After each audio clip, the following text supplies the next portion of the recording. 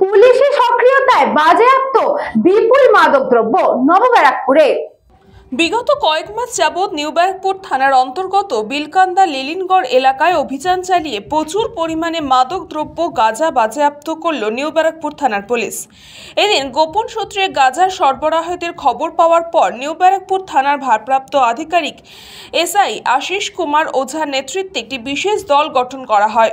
সন্ধ্যা থেকে ওত পেতে তিনজনের পিছু নিতে বিলকান্দা ১ নম্বর গ্রাম পঞ্চায়েতের রায়পাড়া এলাকা থেকে তিনজন পাচারকারী সহ প্রায় 18 কেজি 258 গ্রাম গাঁজা বাজেয়াপ্ত করে পুলিশ। ইতিমধ্যে পুলিশি তৎপরতায় কুখ্যাত গাঁজা ব্যবসায়ী এলাকা থেকে পলাতক। যদিও পুলিশ তদন্তে নেমেছে, গাঁজা কোথা থেকে আনা হয়েছিল, কোথায় নিয়ে যাওয়া হচ্ছিল তার তদন্ত শুরু করেছে তারা।